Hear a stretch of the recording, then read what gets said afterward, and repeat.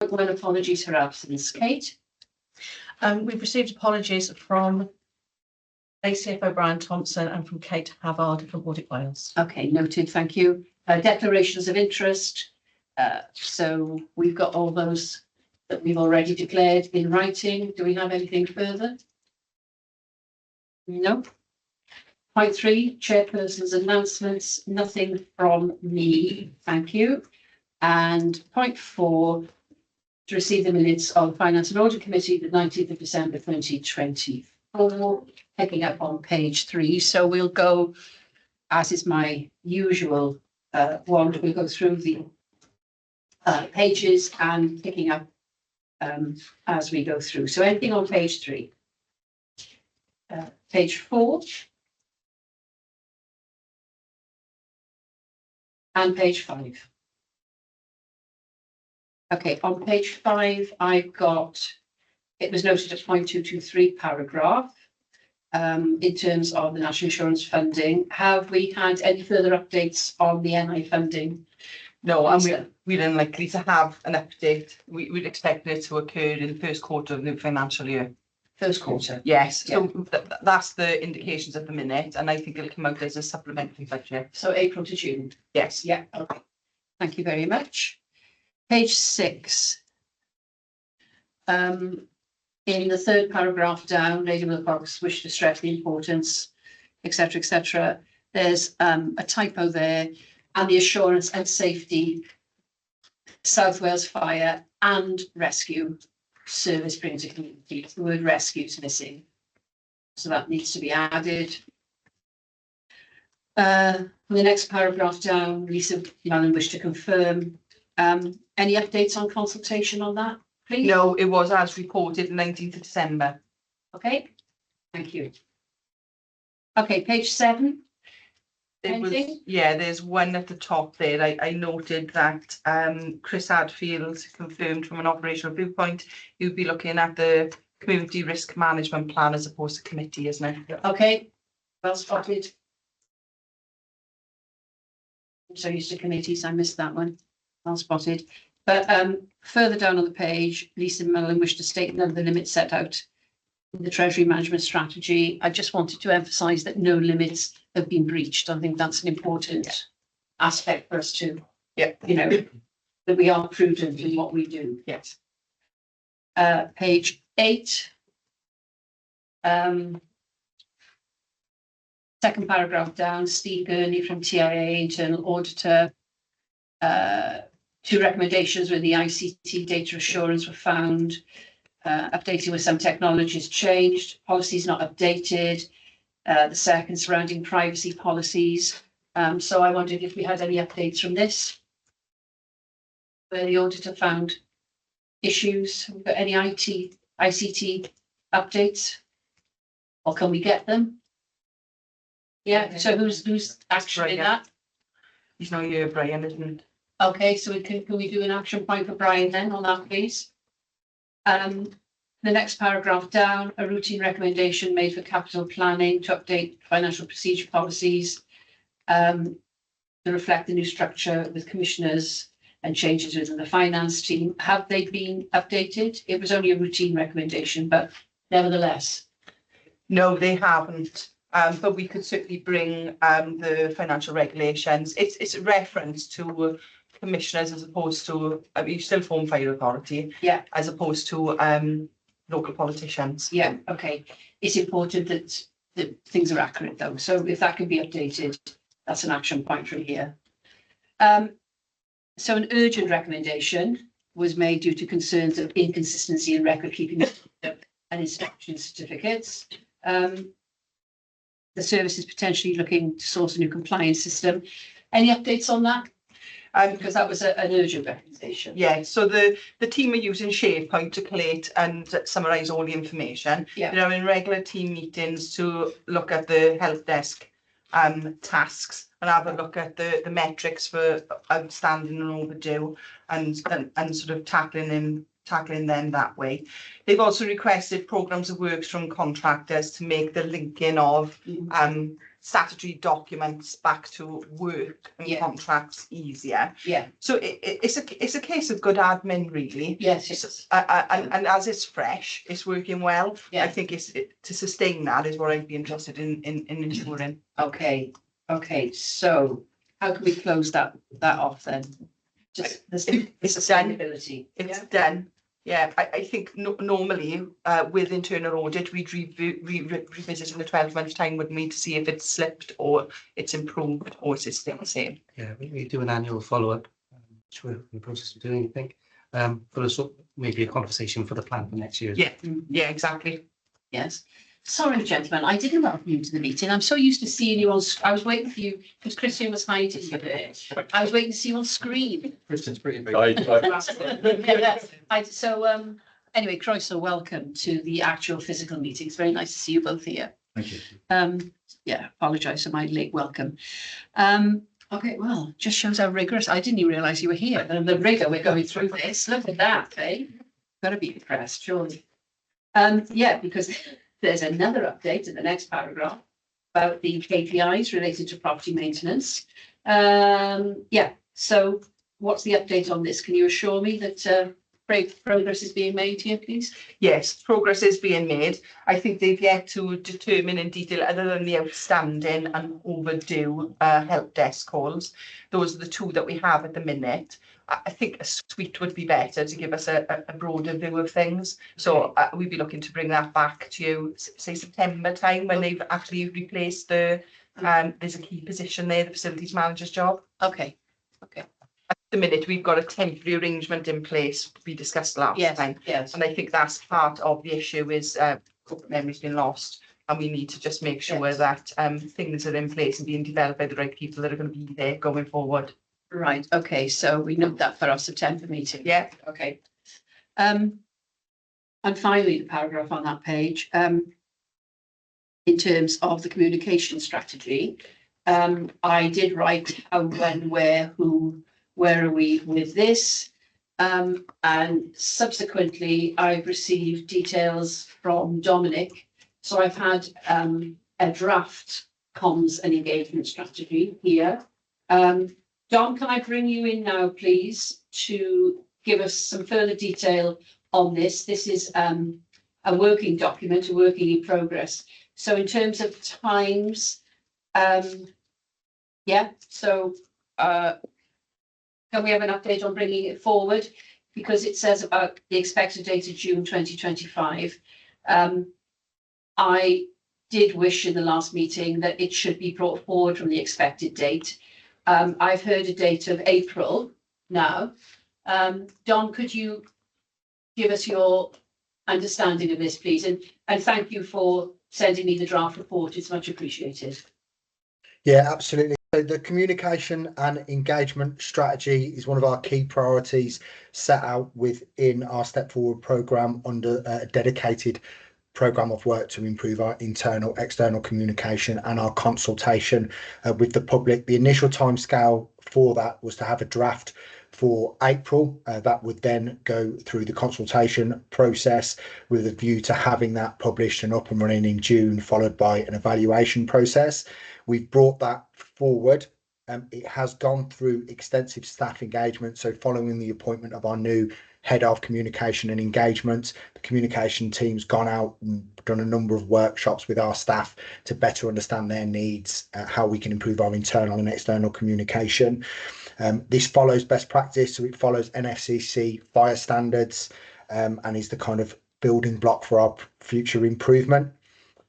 Our next phases of this are to take that draft, which is currently with the communication and engagement team, and go through a period of social partnership and then improvement of that strategy. We'll probably need to take that to a board, likely that can be taken through our improvement programme boards in May.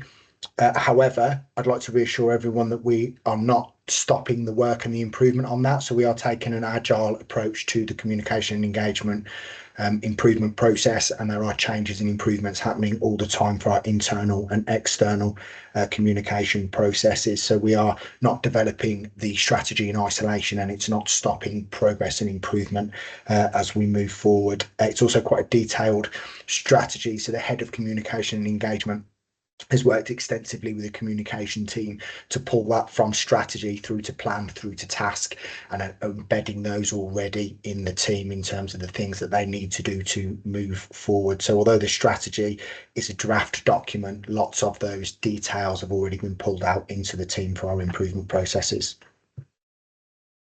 Thank you for that detail. And of course, a key aspect is that people need to take ownership of it. Okay. They need to feel that, it's theirs, and they also need to act upon it as well. And things often go wrong with comms plans because people work outside what are already agreed guidelines. So that is a concern for me as well. I've seen it in many years with local government and with politics.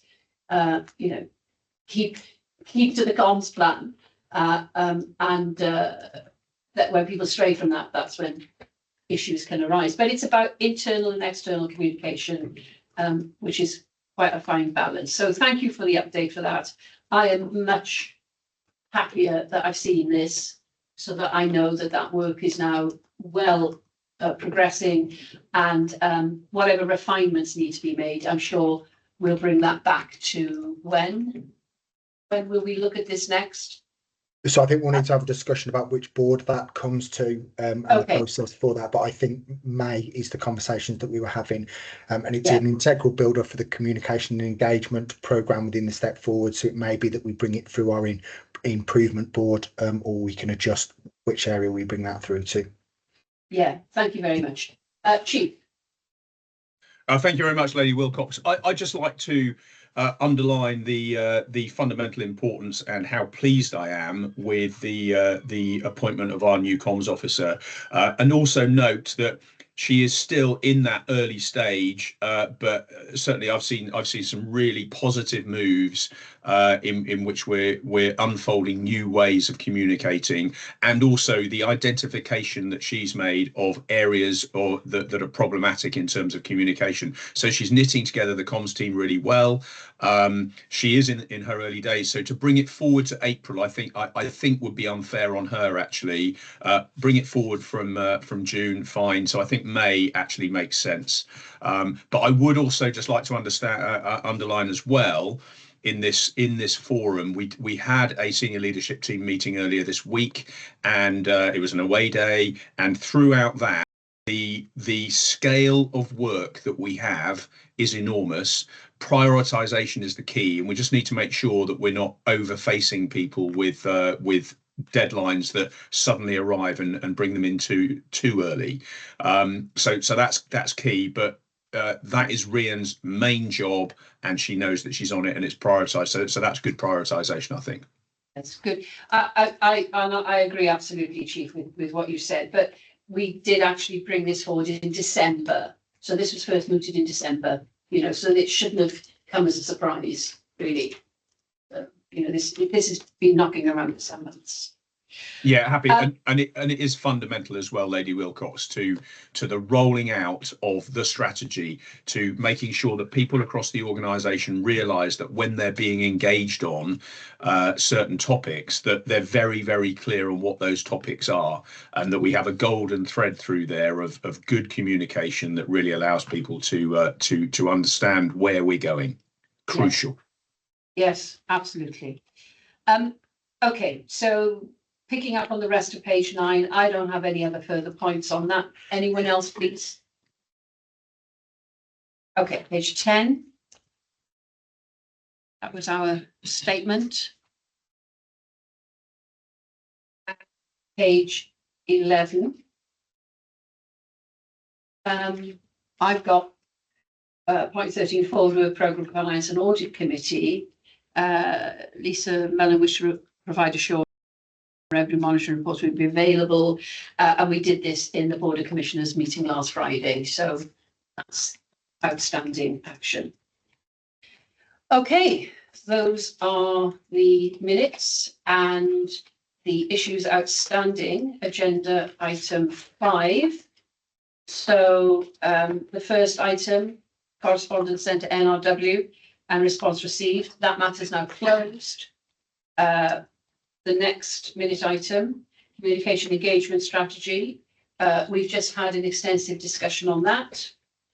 And the final action, data resulting from speed limits, data collected and available, that action is closed. Yeah, all closed, all done. I'd like to see. Okay, so now we move on to reports for decision, please. And that's point 6 on the agenda, revenue monitoring report. Lisa, thank you. Thank you, Chair. So this is the second revenue monitoring report commissioned during the year. The last one was in September. What this aims to do is, rather than rehash everything since the 1st of April, it aims to bring you differences between the previous report. So what it does is it gives you the final or the projected position for the revenue budget for the year up to the 31st of March. And it does that in Appendix 1, and it presents the budget, the flex budget, expenditure to date, commitments, and what that forecast position is.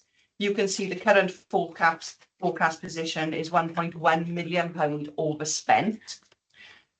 Appendix 2 takes you through the changes that have occurred since previous reporting and gives you a little summary of why that change has taken place.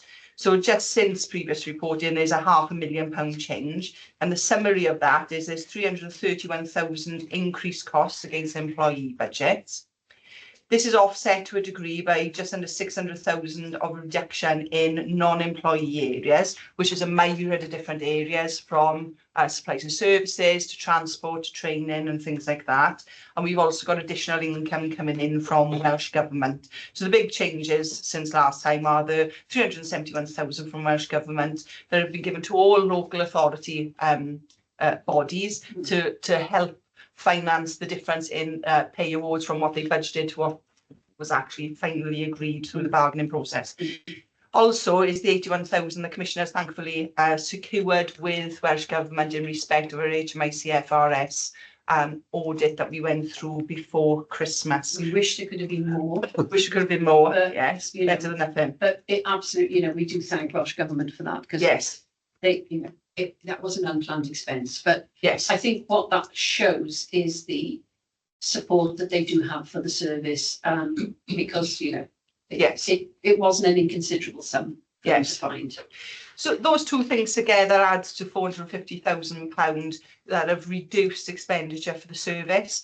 I think what's important to note, however, is there's lots of ups and downs that are noted throughout the report. Yeah. I won't go into those in detail because I trust everybody has read it. Mm-hmm. I think you've got the position, you've got the change since last reporting. So that's Appendix 1, Appendix 2. Yeah. I think the other important thing for Commissioners to note is the impact on the reserve position, and that's captured in Appendix 3. And you can see there's just shy of 1.5 million coming out of our reserves on the balance sheet this year to pay for those overspends.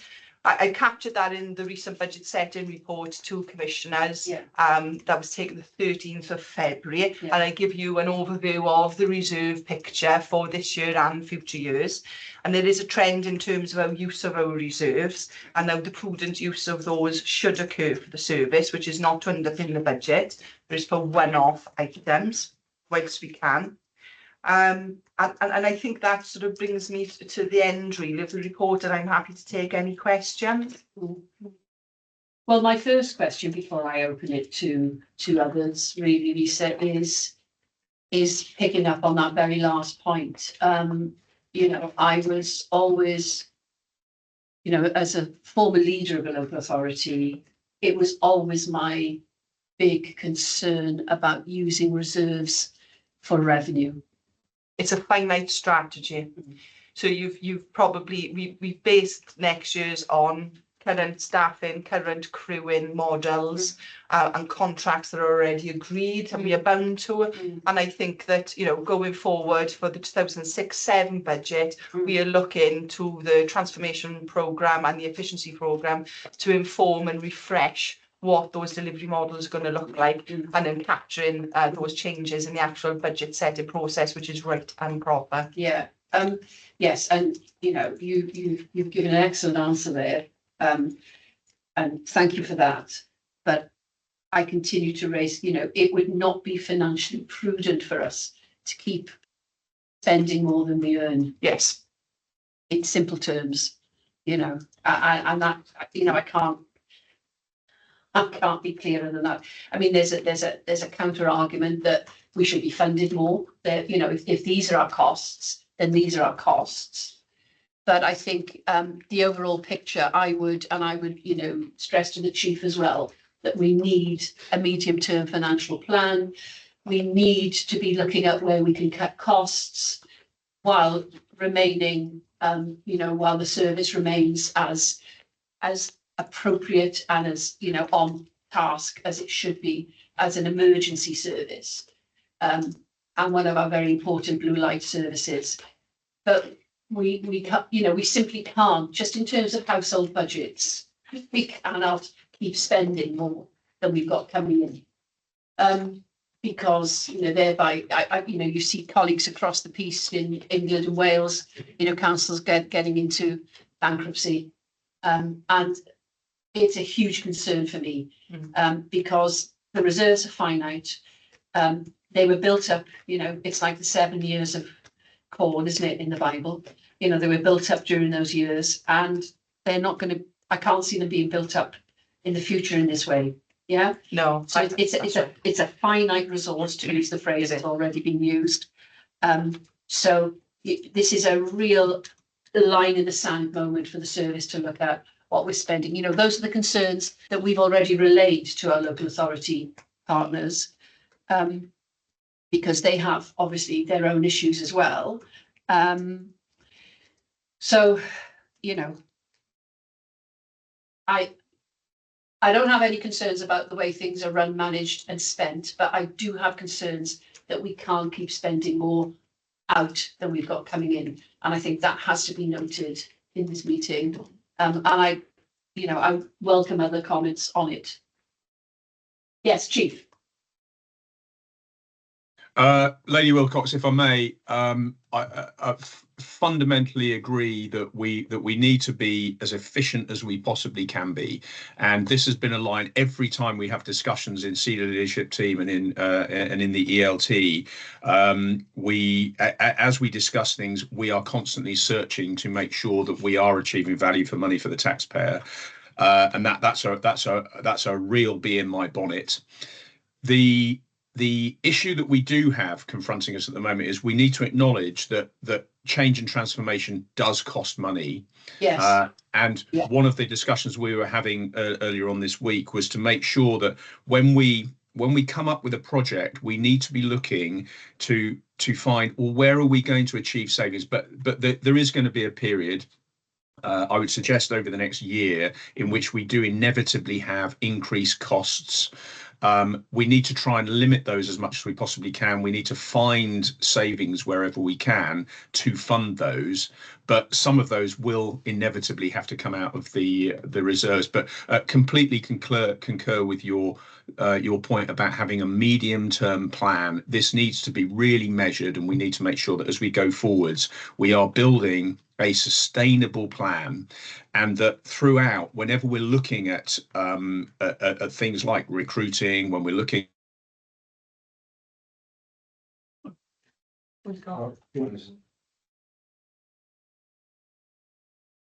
I don't know if you can hear us, Finn, but you have frozen, so that is often an opportunity to go out and come back in. Can you hear me now? Yes. So if you can hear me, I'll just backtrack a little bit. At the moment, we're looking very, very seriously at all the plans we're making. We've got to make sure that we do modernise so that we're providing the best service we possibly can to the community. But agree with your point about a medium-term plan. Absolutely. Thank you. Thank you. Yes, Vidge? Just a couple of brief ones. On Appendix 4, one point refers us to the North West Fire Rescue Pensions Advisors. That's the one that sits across the whole of Wales. Yes, Right. it's a shared post. Fine. Okay. And so if it's shared between all three brigades, we're picking up high. So West pulled out. Oh, right. Okay. Fine. Yeah. That's fine. I think the broader point, I think it's less for you, listen, maybe it's for the ops colleagues. Home fire safety stock up has to be with smoke detectors. Yes. My sort of issue on this is that we are fitting to the supply rather than fitting to demand. Because that will come out of CRMP when we identify category A, whatever you want to call it, target group. And then we'll know the quantum of what we need to be looking to fit at. So the danger is that we say actually we were 100% successful in fitting smoke detectors, and we only hit 30% of the top tier thing. So I think it's just that understanding where we are and not being sort of comfortable with just fitting to supply, but we need to think about what the demand is. Any other further I'm comments? just going to pick up from Lee Wilcox. As you know, on 28th of March, we presented a paper on CRMP. Yeah. And I think the CRMP is probably going to unlock a lot of efficiencies for us. It'll give us a real good DNA of our service, both from a response, protection and prevention position. One of the objectives of that is making sure we are as efficient as we possibly can be, but providing a really good service to the community of South Wales. So I think the CRMP will also unlock some clear efficiencies for us. I think it's worth noting that Thank you. next year, so 2005-6, we are tapping into reserve for those one-off temporary arrangements we've already discussed. I think in terms of budget setting for next year, it's really useful for officers and commissioners to note that preparation really starts in September. So in terms of identifying a sustainable plan for 2006-7 budget setting, we need to have a notion of that before we come to commissioners in the September meeting, because that's the scene setting report in terms of what are we actually looking at if we just index up and give new options. And I thank you, Lisa, for that. And I think one of the learning items out of our engagement with local authority leaders this time, it would be good to give them, even if it's just a page of an update of that about thinking. So let's engage with them in September. I'm not saying that they are going to read it or take any notice of it, because it's only when it starts to become really pressing. But they will have begun their budget discussions in August. Okay, so that's how the municipal year works. They will start to be pulling what they need to do for next year in August. Yeah, I know that from bitter experience. So there we are. So we can come up with something in September. I just think, and this is for the chief really, I just think it makes us look like we've listened to them, and it makes us a bit more fit for purpose. And without adding to picking up your previous point, chief, without adding, to people's burdens and work streams, I just think if we can be a bit more tactile with them and engaged, it heads it off at the pass. Yeah. it does. It just makes us look more efficient. So we've got representation on the Welsh Treasurers group. So we'll be looking to get onto that group and start informal discussions with them during the meetings throughout the year. So it'll probably start before August. Yes. That's it. They'll allow me. Yes. No, that's all good. Sorry, Chief, you were going to come back with something then. Yeah, I think it'd be useful, Lisa, if we take away a task from this to establish what networks should we be engaging with, and just make sure that there is a drumbeat of activity going on there. So if you and I could get our heads together on that to make sure that we are engaging with the right people at the right times. Yeah, that's very useful. Thank you. Okay, is there anything further on revenue monitoring report, please? Okay. Right, that's a good discussion. Thank you. Let's move on to the other side of the coin then. Capital monitoring report, page 33. Again, Lisa, thank you. Yeah, so since previous reporting, There's been a £600,000 increase in capital. Yeah. This is largely related to the on-call duty station station project. Yeah. So that is an already a defined project piece that spans more than 5 years. Yeah. It's just the pacing really that they've come. One has finished off the tail end in this year. Yeah. 2 have started during the year, and there's one that is, you know, the planning and prep stuff has started in respect of next year. So that's why we see in that additional cost. There's things are costing a little bit more, but there's also more being finished and started during this financial year. Okay. Other than that, the increase is related to grant funded items, and you'll see them in Appendix 1, and that's a good news story for the service. I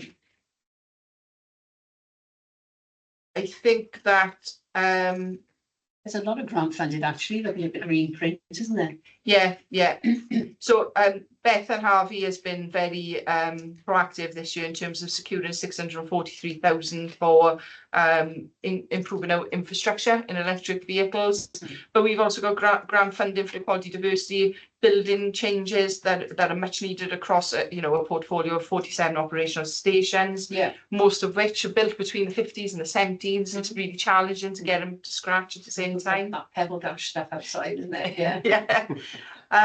So I and there's the Cardiff Gate easy for me to say, decontamination project there. So everything in green is a grant funded item. You've got all the changes highlighted there in the narrative throughout. There's overspends are serviced with grant funding and underspends. Yeah. So the projected spend for the year of our capital investment is just shy of 12 million. There's a breakdown in the funding analysis of how we are going to pay for that. And I say this every time we talk about capital. Yeah. We don't get a share in the capital funding. So you'll see there's £9.3 million worth of borrowing that's popping up that investment there. Can I stop? Sorry to cut you off midpoint, but this is something I'd like to draw to the chief's attention. We don't get capital funding. Maybe we should. Maybe this is something we should ask for, or have we ever lobbied on it? But we just accept we don't get capital funding, yet we've got to change things around. I think that the combination order that forms us financially in legislation doesn't allow for that. It allowed for the transfer of assets from the disparate sort of Gwent, Midglam, South Glam services, and then you can maintain the capital portfolio without getting a share of funding, but you've got to be more clever about it. And you can see we've got for next year we've got a £101 million revenue budget to run the service. We've got £15 million. It's a much smaller piece, that capital investment piece. It's just a thought, because we're all about not doing things the way we used to do them and doing things differently. And it's about maybe, raising Welsh Government's consciousness to the fact that we don't get we have to change things, the different stations, the Cardiff Gate contamination, all these things cost money. Yeah. We don't have a capital budget for it. I shouldn't imagine the Cabinet Secretary's got the first idea that we haven't got a capital budget for it. She would normally assume, as in local government funding, you have capital and revenue. Yeah, no, we've never had it. And like I said, the legislation doesn't provide for it. But maybe we can legislation's all about being re-looked at. I mean, You can get that passed in the Lords, couldn't you? I could definitely get it passed in the Lords. Absolutely. That's not a problem. Especially now I sit on the Woolsack, I just say yes and close the meeting down when we got it. Just a thought, Chief. Yeah, just a thought. Things don't always have to be as they were, and if it means a change in legislation, honestly, that's just paperwork for them. So, Lisa, can you take an action away again? This is one for you and me to get our heads together to examine that, and absolutely, I'm quite happy to explore that and discuss with the Welsh Government. And I think the big point here is we are at a point in time in which there's a real recognition that fire and rescue services have to change. And there's a whole discussion piece in there with the Welsh Government about that. So I'm quite happy to engage on that. That'd be I just very think, useful. strike while the iron's hot. That's what I think. And I don't think anyone's thought of it, Chief. I think that's, that's my feeling anyway of it. And it's all about not doing things as we used to do them, it's about getting some change. So you don't have to keep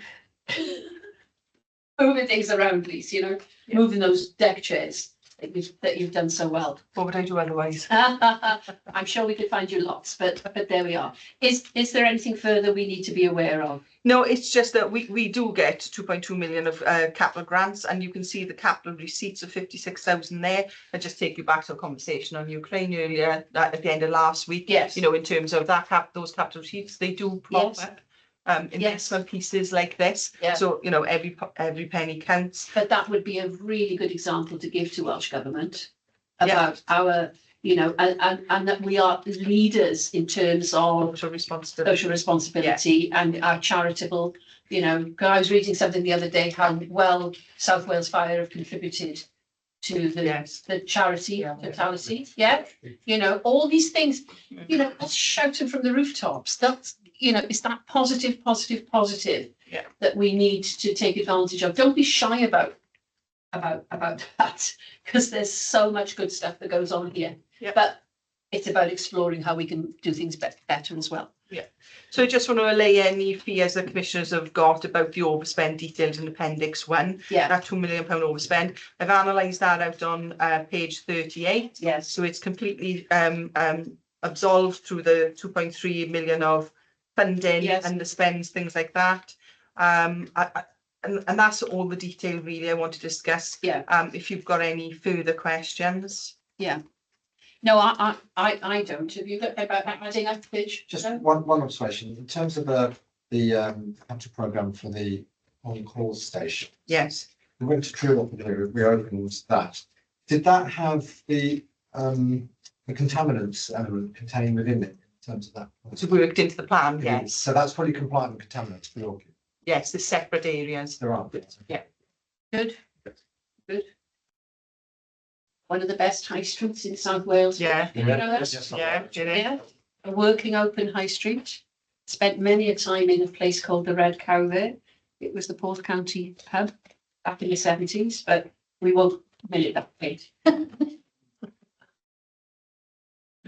There we are. Right. Nothing further then on that. So we close off that item and move on to item 8, Treasury Management Strategy. Lisa. Thank you, Chair. We've already looked at this report in finance and audit pre-meet. As a highline definition, treasury management, we're aware, is the management of borrowing, investing, cash flows, including banking, money market, capital market transactions. So there's two main functions of treasury management. The first function is to ensure cash flow. So it's very much about our liquidity and being able to pay our debts when they fall due, all the invoices that come in. Yes. And any investment surpluses, being able to invest them and not leave ourselves short. Sounds easy, and I guess it is. If you're in a surplus situation with your revenue budget, you'll be aware from previous reports that we are not this year. Our fire levy tends to take care of our cash flow in terms of our running costs. Yeah. Because they come in monthly from each of our funders. But what throws difficulty into the mix is the capital expenditure. We, as I said, don't get a share for that. And also pensioners as well, and the timing of the grant funding that comes in, because some of that is retrospective. Yeah. So depending on the pace of our retirements, we can end up temporarily being out of pocket until that full grant comes through. Yeah. So the first bit is about cash flow. The second bit is about borrowing to fund longer term commitments, which is our capital requirements. And then the function of the finance team in terms of delivering these reports to you is to minimise the cost of borrowing in the revenue budget. So making sure that any investment is affordable and prudent, and that we're not signing ourselves up to variable rate interest at mega rates. To look for investment opportunities to a lesser degree, but we do invest, and we use the SLIME model for that. And the SLIME model, it prioritises security of that funds being invested, liquidity in terms of being able to access it to pay our debts, and yield is the least important for us. and just to make sure that liquidity, as I mentioned, is maintained. In terms of legislation, this is a statutory report, so this ensures compliance with all the various codes. You've got the Prudential Code, Treasury Management Code, and the Treasury Management Strategy, and all the indicators therein. There's the Welsh Government guidance, and this report very much gives us the framework in which officers are going to operate during the year. And there's a number of indicators and limits and thresholds there and policies that we look to adopt. So just want to draw Commissioners' attention to the Appendix 1 and page, can't see a page, 55. So this table gives a good overview. The opening CFR, capital financing requirement, it's an established figure from our balance sheet. It's fact for 2004-5. We've got a prudential indicator, which is our capital spending, which Commissioners would have approved as part of the budget setting report. You had revenue, you had capital. So we can only borrow according to how much we're looking to invest in terms of capital. And then underneath there, you can see that how are we intending to fund that investment. What's important about this, it gives projections in the CFR, and why they're important is you measure your external borrowing against it. So it's making sure that our external borrowing doesn't breach the CFR limit, because then it points to difficulties in solvency and whatnot. So it's you can breach it temporarily if your capital plans support it, but it's not something you'd be looking to do on a long-term basis. You're doing something special. Yes. So in terms of the blue column, 24-25, you can see there we're in an under-borrowed position by 16.7 million. And that really pits the closing CFR of 49 million there against the gross borrowing position of 29 million. So if we needed to borrow more for cash flow purposes for investment, we could. We've got that headroom. And it gives you the projections then for 3 years after that. The report goes on to look at things like your affordability ratio, so that ties back what can we afford in the revenue budget. So for me, it's if we are approaching that 10% financing ratio of our whole funding, that to me is almost a limit I wouldn't want to breach. I think Commissioners need to have a limit in mind, and definitely I think when financing costs of the capital budget are 10% or more, it's giving you less flexibility to manoeuvre and flex your revenue budget. So just be aware of that. And then there's some other borrowing limits there. So other than the CFR for borrowing, you've got an authorised limit and an operational boundary to observe there. We've got a couple of policies in there in terms of the repayment of debt and how we phase that into the revenue budget. And it's quite a technical paper, and you've got some appendices there in the updating you on the economic position of things, because the inflation will affect things like borrowing rates. Just for Commissioners' awareness, our borrowing strategy tends to be we borrow at fixed rates because we want budget certainty as opposed to a variable rate, and you're at the mercy then of the markets going up and down. So we look for fixed term borrowing, fixed term rates. And then we've got we tend to look at the maturity profile of our borrowing to sort of so we haven't got that refinancing risk, if that makes any sense. And that's it really in a nutshell, if I can say in a nutshell. Thank you. And of course, alongside SIP for guidelines and within all those. I mean, I guess this is the part of your work that is really well scrutinised, is open for public scrutiny, and I would think there's a few local authority treasurers that would wish that they were in. I've been very cautious this morning, but this is a good position. Yes. Right. Let's not forget that. So this is a good position to be in. So thank you for your prudence in that. Thank you to your team for doing what they need to do. I'll open up for any comments or observations from anyone. Just got some. So it's useful. Lady Wilcox is right. To have a budget which has got this much headroom in it, particularly when it comes to borrowing, if we needed to put certain capital projects later on the line, is good, because lots of other organisations are over leveraged and are in difficulty. So Yeah, thanks for that. I have a couple of just points on the sort of appendices on page 71 of the bundle.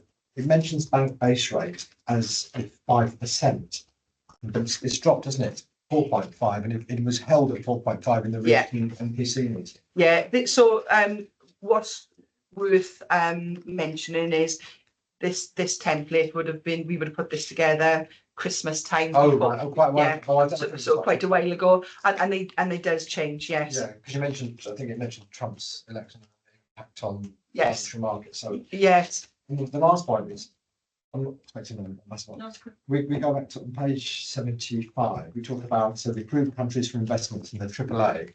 And I just remember the AAA, because all these countries have to pay Standard and that S&P, Moody's and Fitch's have to pay them to grade them. And Iceland was a AAA. They were just safe investment, Yeah. otherwise local authorities just wouldn't have wonder- invested. How safe is safe? when Yeah. they've got AAA from these. And that's a good point, because I think, you know, our strategy in terms of placing money is you don't place all your eggs in one basket, do you? So we've got a £10 million counterparty limit. So we can't have more than £10 million with any one sort of place, or institution. And I think they didn't do anything wrong. They obviously shared the load and managed their risk. It just so happened The number of local authorities suffered quite Lots. badly. Newport didn't. I think most have had their money back now. It's taken a number of years, but most have had their money back now. The Philly was one, Newport was another. Not Newport, Neath Talbot, No, sorry. Newport didn't. But it's a couple of million. And you know, we at times have got more in excess of 10 million in any one place. So we look into place 10 million, albeit it could be 2 days, it could be 2 months. And that's that is the practice of treasury management, isn't it? Is managing those peaks and those troughs. Did you find with the recent economic circumstances that volatility has increased?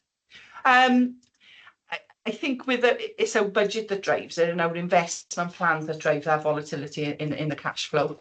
And pensioners. We've had a lot of retirements this year. We've had 39 already in the operational sphere. That's without, you know, our LGPS colleagues going, and that can we pay that as soon as they retire, so that can put a bit of a strain on cash flow, because Welsh Government, they are not obligated to pay pension funding until August. Well, you're already 5 months through the year at that point.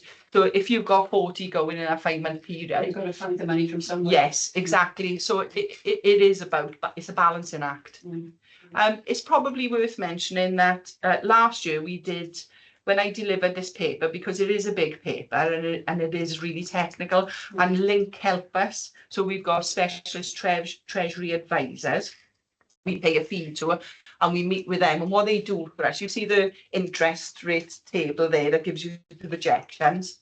I don't do those projections, they do it for us. So they are rise and scan for us, so we can make some judgments on which to you know, craft our policies.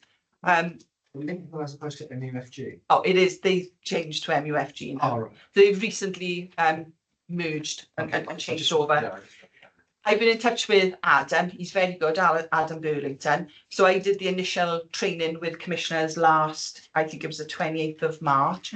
I've asked him what he's got in his diary to come in during the summer in terms of formal training. And then we can look at developing something for commissioners, depending on what you see and think and feel during that session. Yes. Do you think? Yeah, Okay. yes, if we take that as an action. Yeah, we actually talked about it earlier.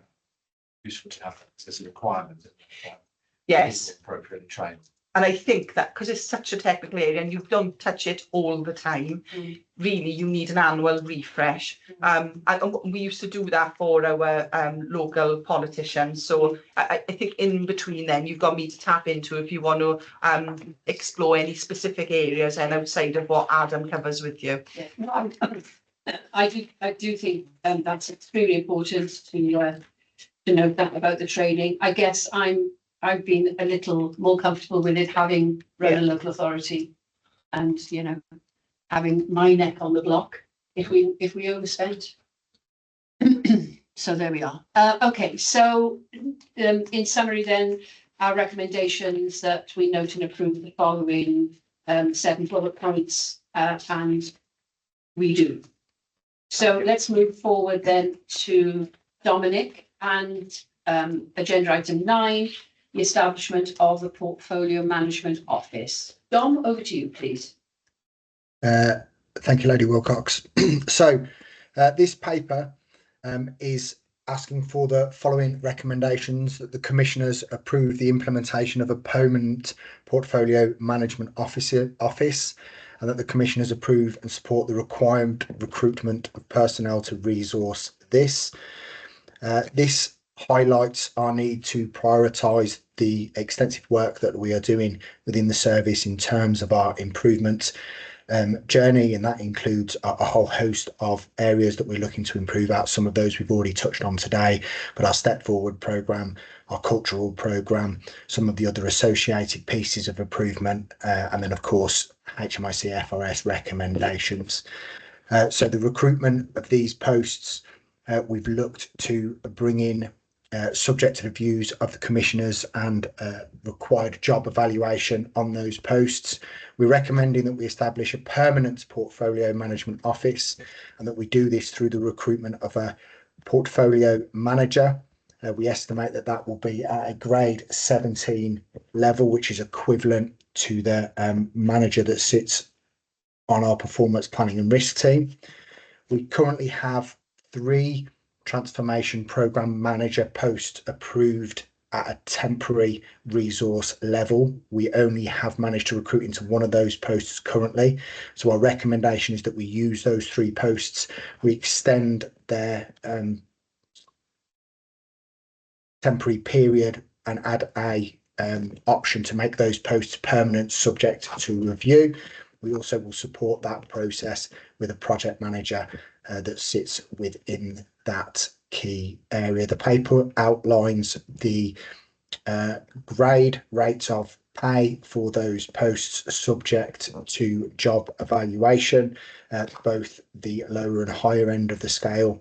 It also outlines how that will look in terms of additional costs, including on costs, and making note that we currently have 1 grade 13 transformation program manager in post out of the 3 temporary positions that we've previously discussed.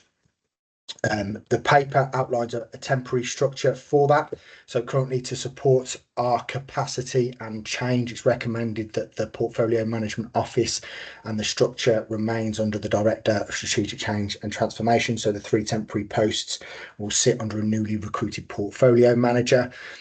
And then we will review how that looks moving forward as we recruit a Director of Corporate Support, and then we make permanent the Head of Corporate Support role. Currently, our Head of Performance Planning and Risk is covering that role temporary, and we've gapped the role underneath that. So when that structure becomes permanent, we'll be able to move those roles closely together so that they can work with the Performance Planning and Risk team. I think it's worth highlighting at this point the extensive work that team is currently undertaking. They obviously maintain a lot of our statutory requirements, including the development of our strategic plan and our improvement plan. They'll be heavily aligned with our community risk management planning process, development of our performance reporting, improvement of our risk management processes, and upgrading and procurement of our systems that do this to enable us to measure key improvements such as cultural change and the work that they've got underneath that. So the Portfolio Management Office will work closely with that department, but they will bring additional capacity, expertise and knowledge in terms of our improvement planning process. So the paper recommends that the commissioners approve the implementation of a permanent portfolio manager, and that they approve the required recruitment of personnel into this office subject to job evaluation. And that's my overview. Thank you, Dominic. So, we've got the paper in front of us. We have had extensive discussions prior to this meeting to hammer out the whys and wherefores of this. So I don't intend to reignite that, but I would now open the discussion to any comments, observations. This is the point to note. But we have gone around the houses on this. Yeah. I think the only thing to note from a finance point of view, Lady Wilcox, is, and it is worth noting, it is my reference to advise commissioners on the financial risks, and there is a financial risk here in terms of we've not identified resource to release to pay for this permanent increase in the base budget. So there's a promise there to do that, and we've got a finite period of time to affect that before 26-27 budget setting. So I'm not saying it's impossible, but there is always a risk there that it may not come through, or the timing of it may not come through. So you're acknowledging at this point that you are going to increase the cost, the permanent cost base of the services budget. I mean, As the I report stands. think in retrospect, we should have been looking at a line in the budget back in February for this, because this has been something that we've been talking, that has been within our plans since we got here. And, in conjunction with good practice that we have gleaned from London Fire Brigade and from Gloucestershire and others, that, this is how they've done their turnarounds, that this is absolutely essential now in our plans going forward.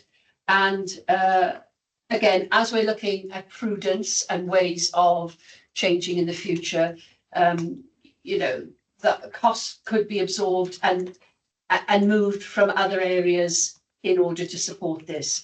But this is an absolute must at this point. So thank you, Lisa, for drawing the concerns to our attention. But this is the point where we have to progress. Yeah, Finn, sorry, Chief. I would just like to come in as the chief of the organisation to underline the fundamental importance of this. And when I was doing my research to get this job, I was really surprised that there was no function that oversaw this in totality, recognising that there are people who are delivering some aspects of this across the service, but there is a capacity limitation there. And I was just really struck by how many cards that Wayne had in his hand the other day when we were at the senior leadership team meeting. We have very busy people, and what this provides is an overall holistic view of projects and programmes to allow us to really develop the service. So it's a fundamental cost that we must secure and spend on, noting that we need to try to explore wherever we can opportunities to offset that cost, and that could be through looking at gaps as jobs become available, and do we really need to spend on a particular job? But that's a bigger discussion. Certainly for the next budget setting period, we've got to make sure that this is secured in there and is a definitive spend that we're going to make. Thank you. Liz, do you want to add anything? No. Okay, in that case, our recommendation is that we approve the implementation of a permanent portfolio management office, and we approve and support the required recruitment of personnel to resource said office. You will, at this point, just to note, this report does go to full board of commissioners next Friday for a final rubber stamp as well. So Okay. this is the financial element, and then it'll just be the overarching. Just a note for yourself. Okay, yes, thank you for reminding me of that, Wayne. Well, we can, it's like New York, so good they named it twice, isn't it? PMO this week, PMO next week, done deal. Yeah, wow. There we are. Okay. Gosh, I love the formality of meetings and papers, don't you? Point 10, ladies and gentlemen, the internal audit update. Lisa, back to you again. Hand over to my colleague, Lee Buncan. He's going to just do an overview and present the papers. Thank you, Lee. Welcome, Lee. Thank you, Lady Wilcox. Thank you, Lisa. 3 audit papers to report to this committee. One with a substantial assurance, that being the compliance review of station visits. Yes. 2 with reasonable assurance, those being health and safety management and the fleet strategy review. We've got Steve and John here to take us through the key findings of each of those reports. That's fine. Thank you. So I got my notes and my circles around the executive summary. So Steve, over to you, please, or Jonathan. Yeah. Thank you, Chair. Just thinking of the first report with the health and safety management. Yeah. We obviously, as as Lee said, it was a reasonable assurance with three, what we call important two recommendations that came out of the review. The first one is just around what we found was a number of key health and safety policies out of date, which are obviously underpinned by the overall health and safety statement. So just to a recommendation around updating those policies. Yeah. So that's a key one there. The second point is around testing on induction for health and safety within that. And there was sampling of 10 staff. We found at 5. There was no data of the induction recorded, and they weren't completed. So just capturing that element there with the gap there in terms of induction training records, which captures health and safety, which is actually a key part of the induction. And the third point is regarding some testing we did, and there was no, we couldn't locate the gas certificate for HQ and the ICR, which is the electrical installation condition record. So there's recommendations around that. Those are the key 3 points that came out of the review. Happy to take any questions. Okay, so I've circled that they're important. I've noted about updates. So I would add ownership to that. So Lee, where you know, what happens now? We've got these reports. What are we doing about it? Managerial comments have been provided by the health and safety team managers, which I'm sure they're working through at the moment. Christian, I think you are. Well, I can step in here, Lady Wilcox, a little bit. I know this is Dean's reference, but having left that department, I can give you assurance that those 3 areas have been looked at and worked on. But we went one stage further when we took this report. Is we got the reporting consultancy from Thomas Carroll to go have a deep dive on our health and safety processes, and they're working through those as well. So it's our, I'm sure the apologies team is anticipating to bring that back to the board of commissioners for that date on their health and safety news. Yeah, no, thanks, Chris. Yeah, Lady Wilcox, just give you an assurance. I think as Chris has just mentioned there. So from the Health and Safety Committee, which I chair that committee, we've picked up those actions from the report as well. So some action trackers in the background that the Health and Safety team are working against, and obviously we provide you with updates against these as part of my updates to the board of commissioners. Thank you. Yeah, thanks. There's been quite a bit of movement in terms of the team down there, hasn't there? We've been looking to try and get this stabilised. I gather we've got a new manager starting. Just about to start, yeah, starting within the next 2 weeks. Yeah. And in terms of the team, the size of the team, and are there any vacancies still? I mean, how are we in terms of? No, just backfilled. Yeah, so we've got complete? permanent staff members. Really Yeah. difficult. There was a bit of hiatus, wasn't there? Yeah. Previously, in terms of getting this work. We had difficulty because it's quite a technical post, wasn't it? Absolutely, yeah. It's really complex, and I know Christine was heading up our health and safety at that time, and it took us a couple of recruitment processes to actually have people successful interview and put in the position. A bit like the finance post, yeah. Yeah, because we don't really want important recommendations sitting in a health and safety context. Okay. So we should be seeing improvements then next time you look at it, gentlemen. I think is the key. Yeah. Yeah. And we've got people owning these actions. Yeah. Okay, so. Thank you, Chair. The next one is the station visits. I see we've an overall substantial assurance with this. There's only 4 routine audits with recommendations that come out of the review. Quickly take you through them. First is on the first aid box, just to be replenished that. We found those mandatory items were missing. The second point is around Cardiff Central. We couldn't locate the water risk assessment for Legionella. So that information around that. The third point is around the ICR for our just general C3 recommendations that come out of the ICRs. C3 recommendations are very low level. You have something not mandatory, you don't have to implement them, but it's good practice to do so. Yeah. But those weren't available on Red Kite, so capturing that on the data so we can look to implement those. One last point is just the fire risk assessments that we did with the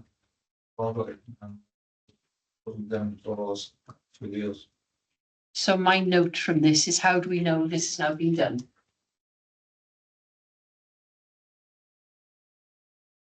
How do we know?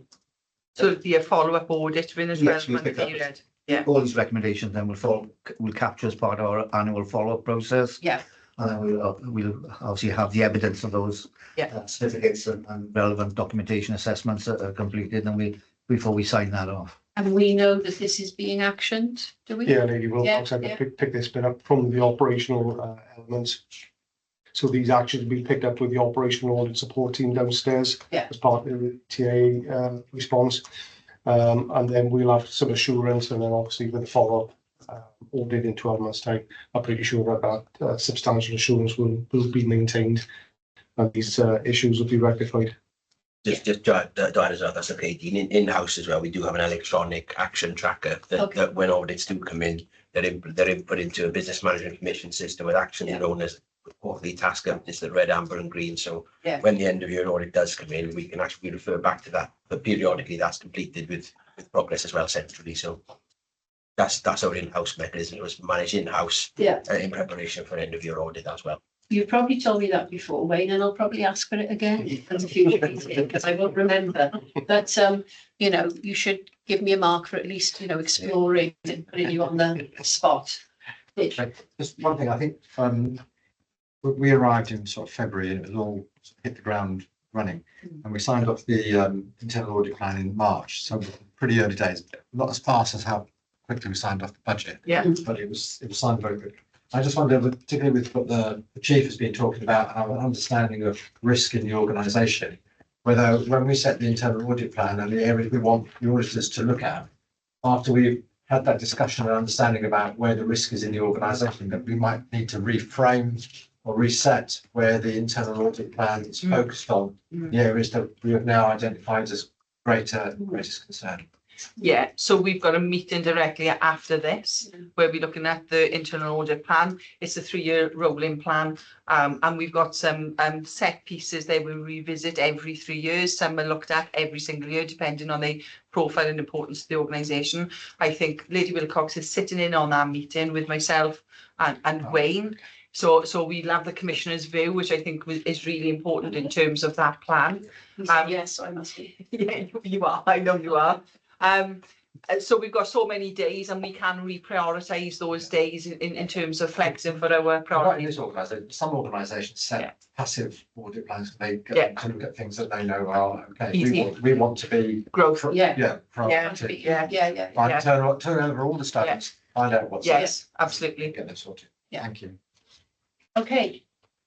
Jay, let's go back on that point about the follow-up. I think I sit on a lot of all committees and all that services around in other sectors.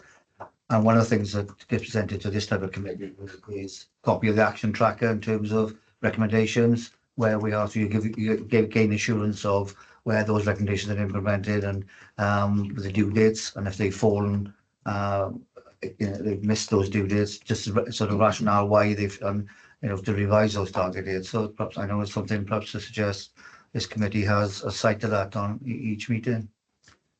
Yeah, it would add, wouldn't it? As well as, I mean, you get the summary of the internal controls report as well to see exactly where we are in terms of completion rate, but those individual actions. Not waiting for our follow-up board, you just get an ongoing update each meeting then. I think that's very useful advice, and it makes sure that, that our scrutiny is rigorous, because that's what we, and, your other organisations, I should imagine there's a few councils in there as well, because you'll have a mixed bag of people on a finance and audit committee, and you'll have, opposition members who want to make sure that, the people running the council are doing it properly. So gives them plenty of scope for complaining or actually being, scrutiny rigorous, and the governance is correct as well. So while we don't add, I mean, it would just, you're doing it anyway. Yeah. It's just sticking it in the papers, isn't it? Yeah. Yes.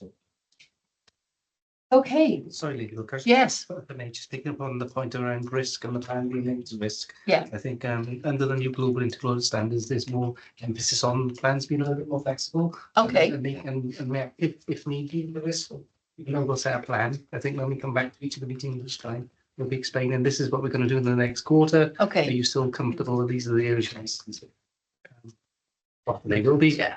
So having that conversation. Yeah, and we've always had a great relationship with TIA, our internal audit, in terms of if we can flex during the year, we do. If there's something that's popped up, like a fraud or something like that, we've altered, have made a plan to be able to sort of deal with those emerging issues. Yeah, we need to be proactive as opposed to reactive, don't we? That was the general consensus. Okay, yes, so Jonathan? Thank you, Chair. Yeah. Next one is the fleet strategy. Just overall reasonable assurance, just one key point from this review around Yeah. the overall strategy. Just areas that we identify which we expect to see in fleet strategies, just to strengthen that, I think, taking it forward. Okay. And my comment on that is when will we have assurance that this has been completed by this date? So, you know, the date is next week, 31st of the 3rd. So when will we have assurance of that? Again, you've got that follow-up report in a 12-month time as a retrospective look. We could informally look for a insurance and give a assurance and give a verbal update in the next internal audit meeting in front of that 12-month report. Lee, what do you think? You can get in touch with Chris, can you provide a verbal? Yeah, I'll speak to the head of fleet engineer and I'll find out where he is at this point, ready for the next fleet then. I think that would be very welcome. Yeah. Thank you. Just make sure we're on the button, you know. Yeah. Okay, anything further, Jonathan? No? Okay. So, summary, yeah, internal control assurance, yeah.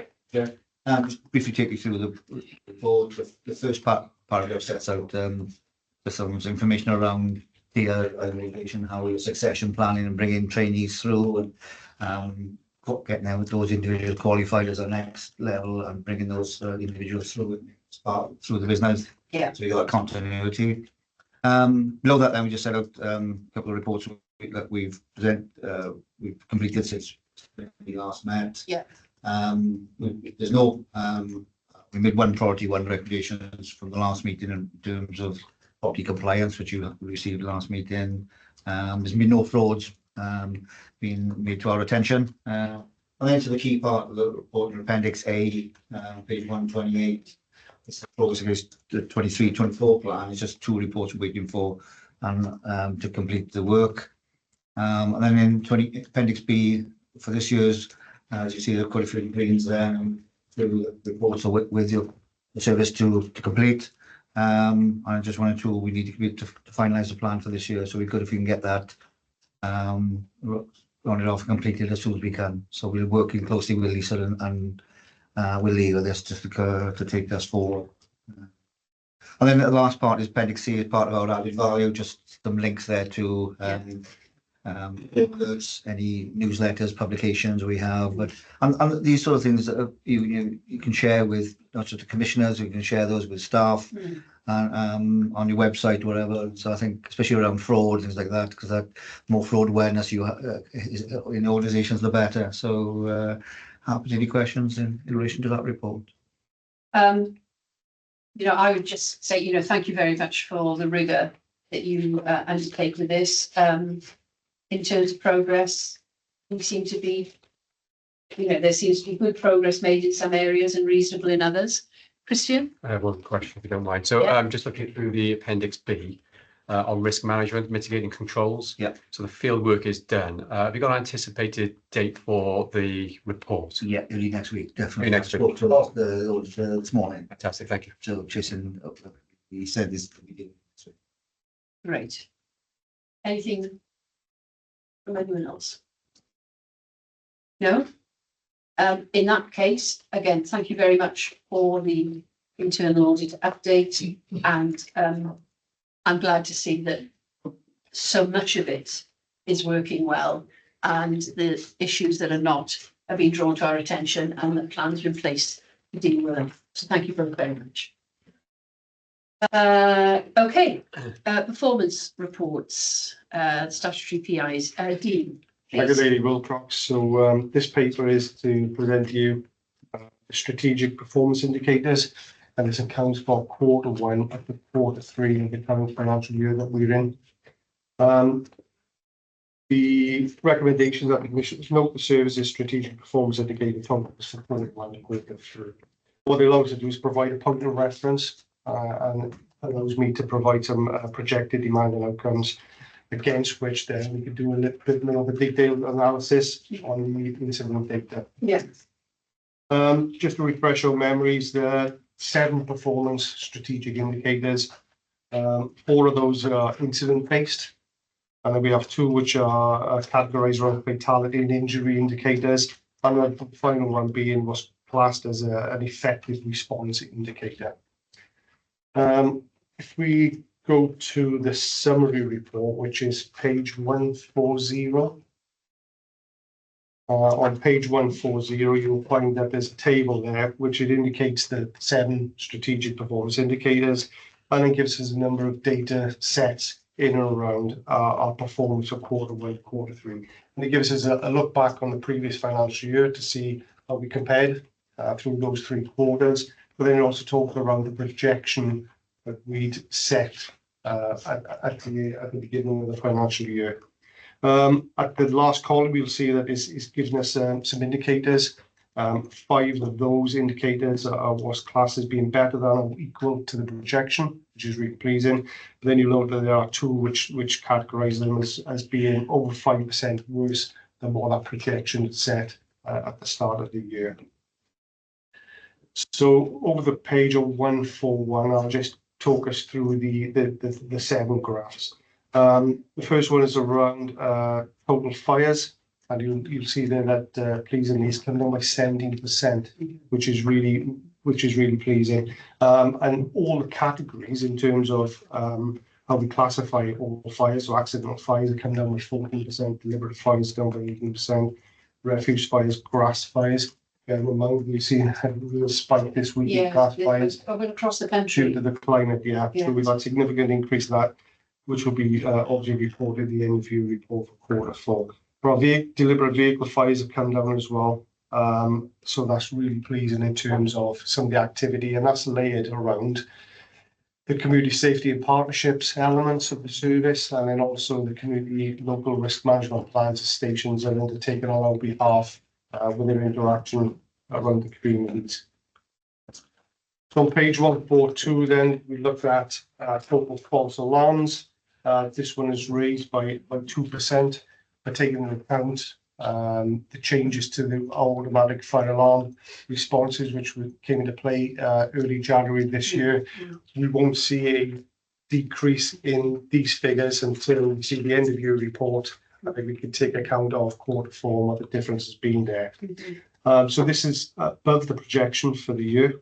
But what we can see there is some of our malicious calls are coming down by 8%, and educational premises as well has come down by 3%. Seen a significant increase in purpose-built flats. That's gone up by 24%, and that's been targeted through our business fire safety colleagues and also some of our plans out on stations as well. On page 143, then we look at performance for total road traffic collisions. And we can see that there's been a 5% increase there. In terms of the 30 to 20 data, I know this was part of the one of the actions. Just to give you a quick overview really of where we are. So since the introduction of the 20 mile per hour speed limit across South Wales Fire and Rescue Service area, we've seen 1 fewer fatality during that period. So that's decreased from 19 to 18. But more pleasingly, I guess, is that the serious injuries has decreased by 11%. That's significant. Which is significant. And then slight injuries, even more. We've seen a bigger decrease, has gone down by 23%.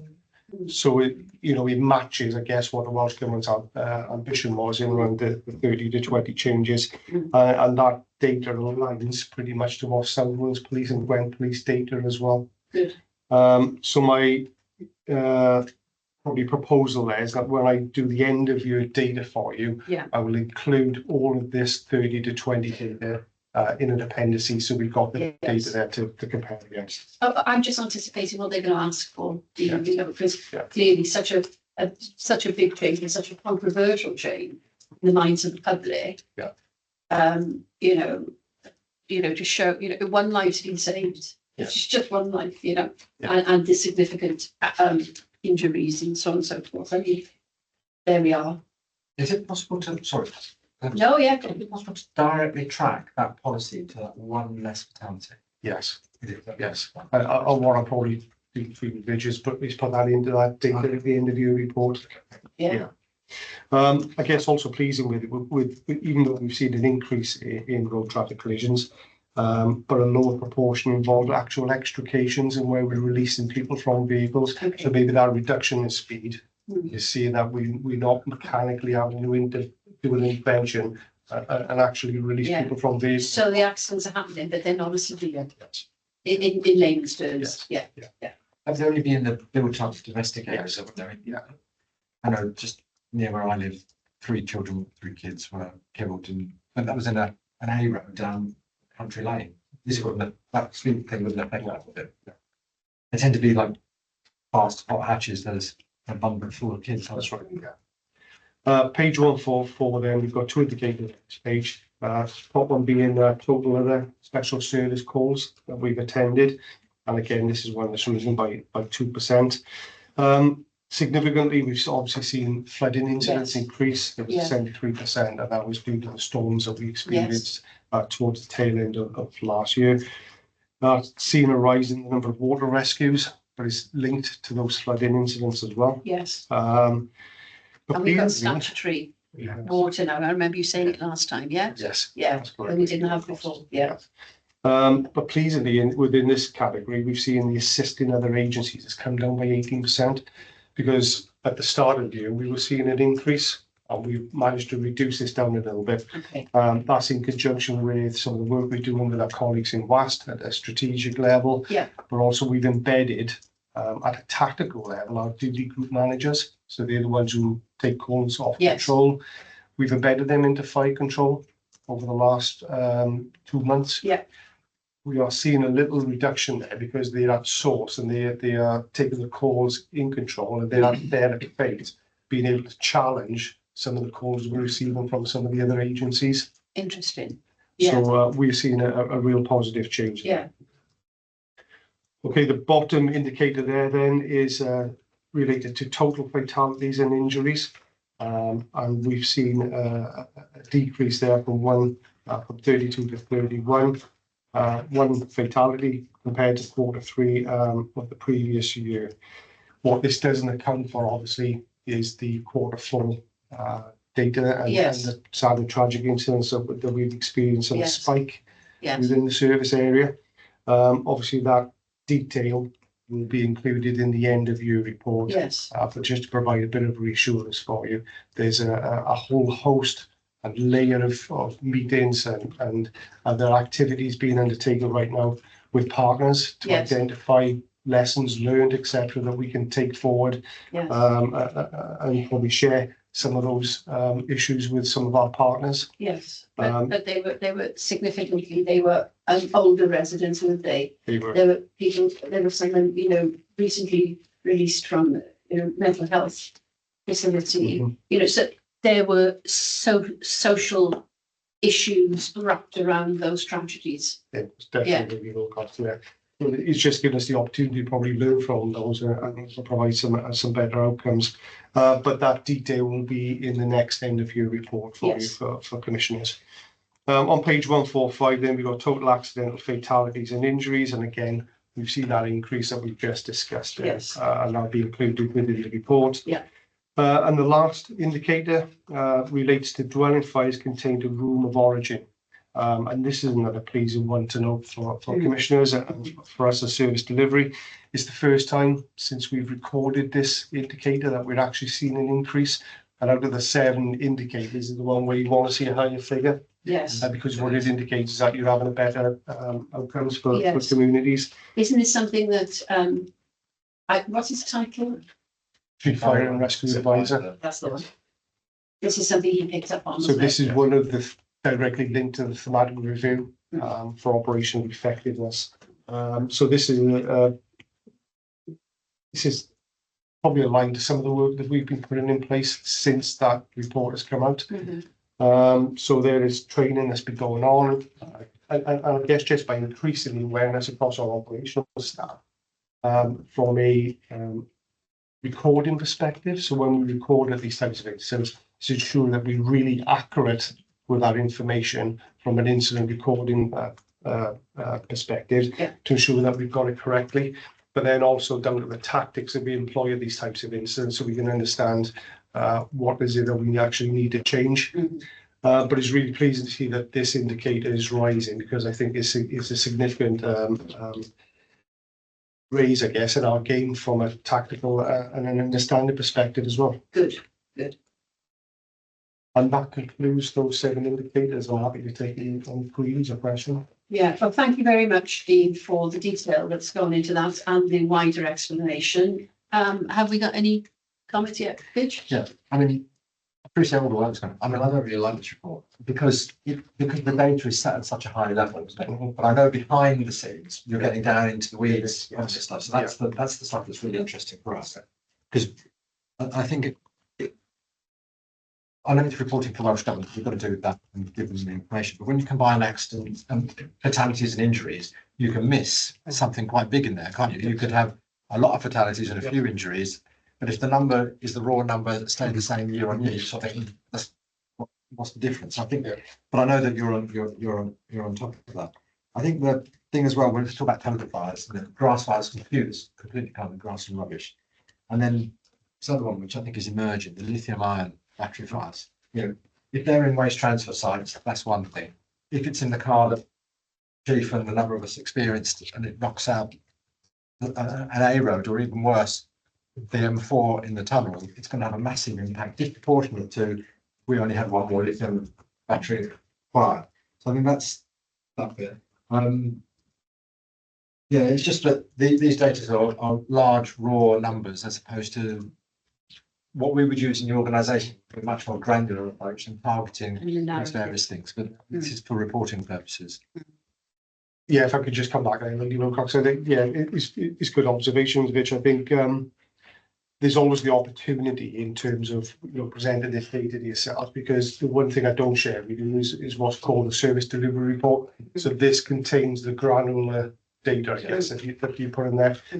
So this really does a deep dive on those 7 strategic indicators and allows me to shape what we do within an operational arena in terms of our interaction with the communities, how we target, how we change some of the strategies that we've got in place in terms of community involvement, but then also for Mike's teams and community safety and partnerships of how they address some of the partnership elements that they might need to take on board. And we'll do that on a quarterly basis. So Mike will sit with me with our statistic analysts, and we go through this on a quarterly basis, and then we might change some of the activities that we do, that we're undertaking. I think that's where the assurance for us comes in from that level. This hides so many things sat below the line. I don't feel that this gives me the assurance, because you can extract all these bits and pieces out of it. So I think, yeah, fine for reporting to Welsh Government is the other bit that you just talked about, which is the bit for us. And maybe what I could do for the end of review report is maybe give you a little bit of the finer detail behind some of these data sets. Some of the narrative would be very. There's a number of people being injured and killed in fires and RTCs and special services. That's core to the business of this organisation where we want to be signed up. Yes, yes. Okay. If you don't mind, Nick, I've got observations, stroke note really for this, for the minutes for this, and I think for me it revolves around the 7 strategic indicators we have got that we report to Welsh Government on. My belief is there should be 8. I do believe our statutory duty for water and flooding rescue should be a highlighted point in its own right, a strategic indicator, and then broken down in more further detail. So I think, you know, I wouldn't mind if the agreement with the commissioners and the chief, we pitched to Welsh Government. You know, where 2017 is when the statutory duty came in, and it's hidden underneath other service calls. I think that's a really good point. I think, you know, if we bring it back to something we discussed earlier about capital and revenue, I think, you know, this is another this is an emerging issue that shows life has changed. You know, the climate emergency has brought all these things to bear, and we need to look at this in a new and revised light. I think it's a really good point. So how we take that forward, I will leave that to the chief to determine. But I think we would clearly support the Welsh Government need to think about adding flood. You'd think their policy people in Welsh Government, after having given a statutory duty, would want to see that as an indicator. Yes, but our friend Kirsty Williams would tell you that's the policy people in Welsh Government. Well, Yeah. she can fill in the blanks. But yeah, but let us think of it. Let's be proactive with that. Good point. Let's take that forward under the chief's direction. Chief? I'd just like to add something to that. I fully support exactly that point, but I'd like to add something, Lady Wilcox, which is what about the things that haven't happened? Because we're looking at data about things that have. And one of the things that I have hairs on the back of my neck about is marauding terrorist attack.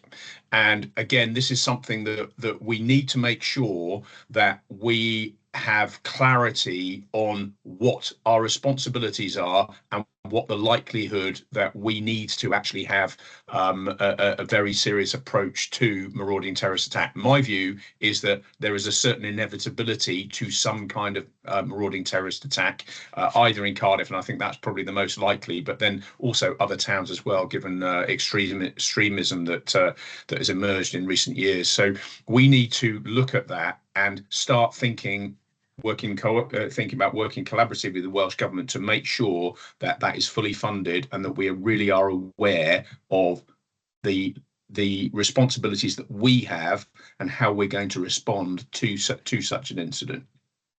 Well, I think an action point out of this meeting, Vidge's thing is that you take that forward. I think that's an excellent example. And just anecdotally, I don't know if you were aware yesterday, but you know, we had an attack in the House of Lords. You know, people in the public gallery in their 40s and 50s that we thought were there for the debate suddenly stood up, started chanting, but threw leaflets into the chamber. Now, we all found, we found it amusing, but those leaflets could have been other things. And, that's the most heavily guarded building in the country. And yet people were able to breach our security and come in and shout and put up a big banner and throw things in. So, I'm feeling quite sensitive about that fact because, as I said, we found it amusing, but when you sit and think afterwards, and my very good friend was at the dispatch box, Lady Twycross, who was the deputy mayor for London Fire Brigade, and goodness knows what would have happened. So, Finn, please take that forward with absolute and undue haste, because that is not on the agenda as high enough as it should be. And you have our full support for that.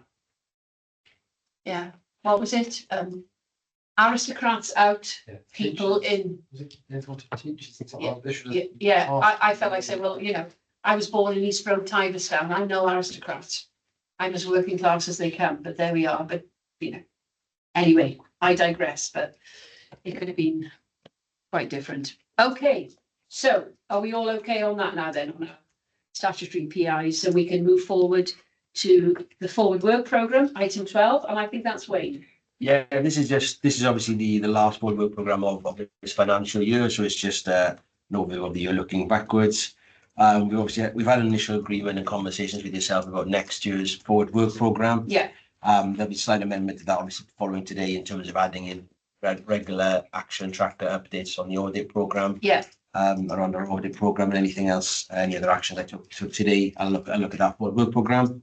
The first meeting of this committee for the next financial year, the 25th of April. Mm-hmm.